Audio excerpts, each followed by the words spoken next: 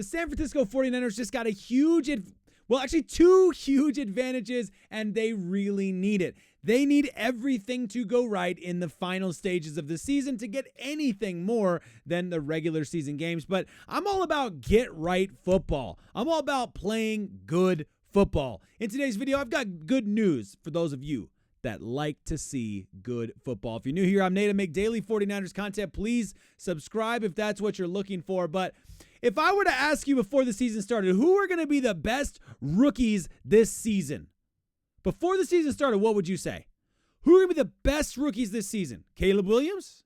Jaden Daniels? Brock Bowers? Who are you calling out? Marvin Harrison Jr. That would have been an interesting one, an NFC West guy.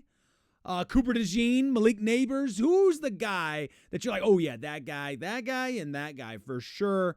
The best rookies this season. Bo Nix, Romo Dunze. I mean, you pick it. You name it. I'll tell you who wasn't on that list. Guaranteed wasn't on that list in terms of best rookies this season. And through 14 weeks, we just learned about another one of them. It's Big Dom. Dominick Puni makes the top 3 list.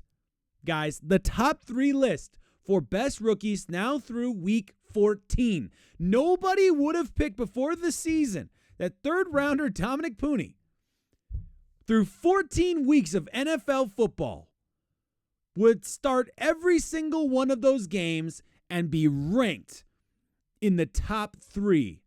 That is pretty mind-blowing. That is pretty crazy.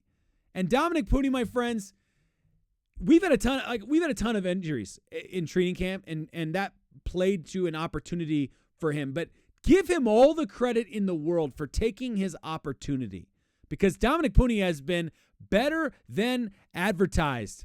Here's what PFF said in their grading for these rookies. His PFF overall grade through 14 weeks is 85.2. Puni had the best game of his career in Sunday's win over the Chicago Bears, earning a 93.4 PFF grade. His season, he has allowed 23 pressures on 476 pass blocking snaps and has an 85.4 PFF run blocking grade. That's your starting right guard, 49ers fans. That's your guy, faithful. That is crazy. I can't believe it. I mean, I can't believe it because we've been seeing it. And we see week in and week out when he makes the top 5 offensive players per PFF. Every single week, it feels like. So, of course, I'm not surprised in that regard. But I keep going back to, how did I feel before the season? How did we feel after the first round of the draft? And what were the holes that the 49ers fan base were just calling for the 49ers to fill? And it wasn't filled in the first round. And it wasn't filled in the second round. And when it was filled, it was a guy that people were like, well, he can play all 4 positions. So, I mean, he could be a tackle. Maybe we drafted a tackle. I think I was one of the people saying that. Maybe that was the whole goal there. Maybe they see something in this guy, and we did draft a tackle. I don't know. We'll find out. But conventional wisdom said, based on his size, he's probably a guard. And so far, that has turned out to be the case. Dominick Puni is an incredible right guard, and we are very fortunate to have him. That was just one huge advantage the 49ers picked up this season in the third round of the draft. That is a massive advantage because the 49ers were definitely not expecting this depth guy to be a starter this season. They're hoping he would have the potential to be a starter in the future.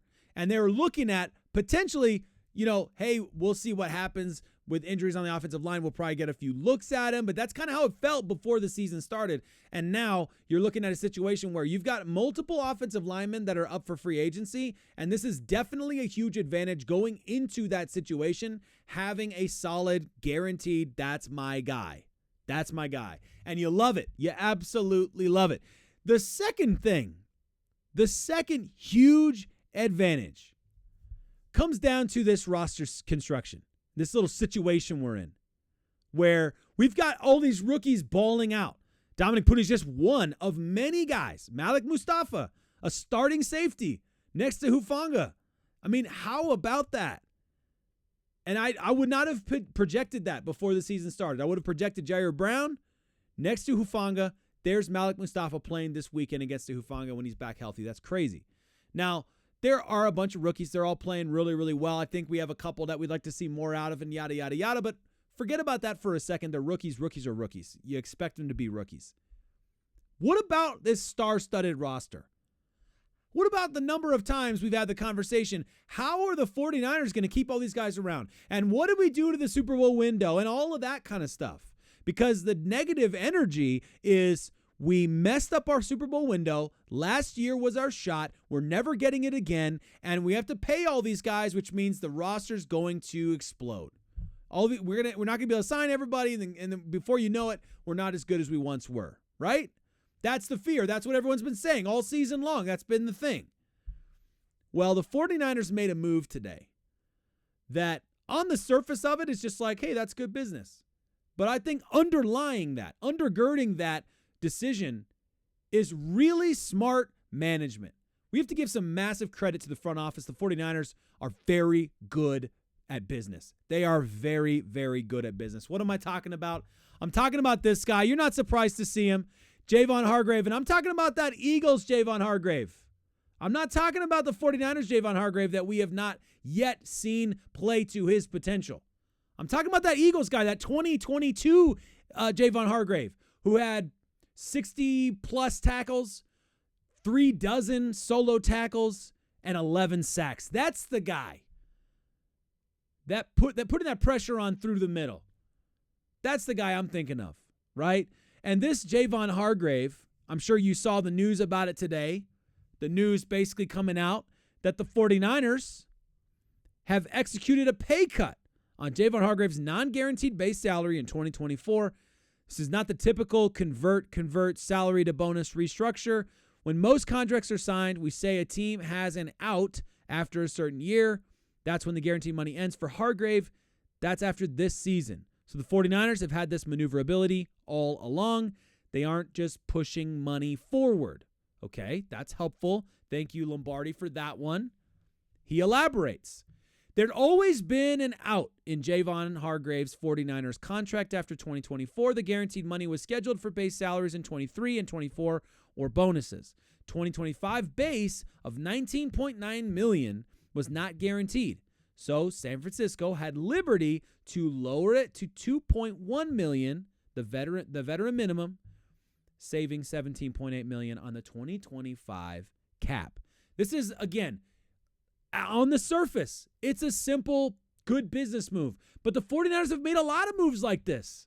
They're doing a great job in trying to set up themselves for success in the 2025 season and beyond, of course. So I'm stoked about this, guys. This isn't just kicking the can down the road. Now, there is a lot of conjecture out there that, okay, the 49ers, they're making a move to get rid of Javon Hargrave. That's very possible. That is 1,000% realistically possible. However, that is not what Kyle Shanahan says. Kyle Shanahan, this is why I put him in the Eagles uniform. Kyle Shanahan, on the other hand, said, we're not trying to get rid of him. I think I got that tweet somewhere. I thought I had that tweet somewhere. Did I have that tweet somewhere? Nope. I didn't have that tweet. I had it somewhere. I don't know what I ended up with it. Anyway, it doesn't matter. The point is, Kyle Shanahan was asked about it today, and he said that he plans to keep Javon Hargrave around. And I'm not surprised that Kyle doesn't want to completely explode the defensive line yet again. I'm not surprised that the 49ers want to see the best out of Javon Hargrave, who has been injured this whole season and played well last season, but far from what the hope was, far from what the expectation was. And you lose Eric Armstead, and now you're looking at, he's been out all season. Now Javon Hargrave's been out all season, and your defensive tackles are looking light right now, for sure. So the way that it hits the way that it hits the cap is a huge benefit to the 49ers. Good business from them. Nice movement there. And I think you're going to see one of two things. The 49ers are either going to do this. They're either going to say, we're going to keep Javon Hargrave, and we're going to look for that Eagles guy that we've been waiting to see. Or they're going to ship him off, and we're going to say, hey, you know what? Well done with your business. Way to handle it. Yeah, we probably didn't get the return on investment we were looking for, but you know what? All that matters right now is the season that's in front of us, and we can move on and move forward. So we'll wait and see what happens. One more thing I wanted to get into. This is not huge advantage chat here, though I think it is maybe a huge advantage in terms of leadership. What about this Deebo Samuel situation, guys? What about that Deebo drama? Because information came out again about that today that I thought was kind of interesting. And I listened to all of the sports talk. I listened to hours of sports talk on this. So I'm not going to get into that, all right? What I am interested in, however, is what happened today about Deebo Samuel's drama. How his teammates and general manager and head coach handled the drama. He got support from George Kittle, from Brock Purdy, from Kyle Shanahan, from John Lynch today in the media, all throughout the day. Deebo Samuel's name is being popped up, and every single person is supporting him. And I want to give some massive credit to the 49ers organization for handling this like great leaders, because they could have turned on Deebo. We've seen organizations do this on football players so many times because of the wide receiver drama, because of what's the phrase I'm thinking of? The drama queen, you know what I'm talking about. The wide receivers, it's on the tip of my tongue and it's driving me absolutely crazy. But anyway, you get what I'm saying. Those wide receivers and the classic wide receiver drama and all that stuff. And we've seen organizations not have support. We've seen players not have the support. We've seen it feel like, is Deebo coming after? This is a fair question. Is Deebo coming after his teammates? He tried to say 10 minutes later that he wasn't. He's now since deleted the tweet. Here's what his teammates said. I didn't get Kittle's down on here, but I did listen to it. It was positive. Here's Brock Purdy. He's one of my best friends on this team. Brock Purdy saying that he is right about not getting him the ball enough. And that's so Brock Purdy, isn't it? That is so Brock Purdy. We saw it with the Pearsall pass. He's going to take credit for that. Maybe it was his fault. I don't know. I watched the film back. I think he's telling the truth that it is his fault. I can't really tell, but either way, it's good leadership. We saw what happened with Ronnie Bell. There is no part of Ronnie Bell's miscatch against the LA Rams, no part of that is on the responsibility of Brock Purdy. I'm sorry. But he takes credit for it. He says it's on me. I should have thrown the ball better. And he supported his team. I massively respect that out of your quarterback. What else, though? Give me the other ones. There it is. Kyle Shanahan said Deebo Samuel's posts on X weren't a distraction to the 49ers and that he and Deebo talk every day. We'd like to get Deebo the ball more, and we'll continue to work to that. So there's Kyle Shanahan. That's what we're working on. We're trying to get him the ball more. I hear him. We're trying to get him the ball more. This is a lot of compassion that the 49ers fan base is not showing Deebo Samuel. And I get it. Like, I completely get where you're coming at. It was frustrating to me, too.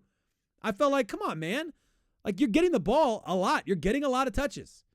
It seems to me fair that, sometimes you're not going to get the ball. And the 49ers, this Kyle Shanahan's 49ers scheme is not the kind of scheme where you're going to see every player get featured. We've been talking about this, like, every 49ers fan knows this. This is just how it goes. You're going to have games where you're like, man, it was Deebo's day. Man, it was Kittle's day. Man, it was Aiyuk's day. That's how last season felt, right? And everybody else gets a little bit of here and there, but there's one or two guys who just kind of rise above the rest because they like to spread the ball around. That's just how it goes, right? Well, one more for you. John Lynch this morning on KMBR. Deebo's a really good football player. He's created such a high standard for himself that I think frustration mounts. But he's made so many plays for us. I think we've got to give this guy some grace and bring him along because we need him the rest of the way. We're going to need him on Thursday night. Deebo's a big part of this team, and we're all right. We can all learn from situations and a lot of different things in this world these days that you can get caught up in. But I think Deebo's in a good place from the way he's working, and we've got a lot of football to be played, and he'll be a big part of our season moving forward. That's spoken like a true general manager, isn't it? Spoken like a true general manager. Supporting his team and recognizing, hey, we can't have Deebo going off the reservation. We need him here. We need him healthy, and we need him in the right frame of mind. So getting a lot of support from the team. I respect it, guys. I do respect it. And I know that it's kind of a funny thing, and there's a little bit of, like, it gives me bad feelings. I'll tell you, like, I was sitting next to my wife, and I saw that tweet on my phone, and I literally, like, was just like, no, Deebo, no, don't do that. Don't be that guy. But you know what? He's frustrated. Should he have taken to social media? No.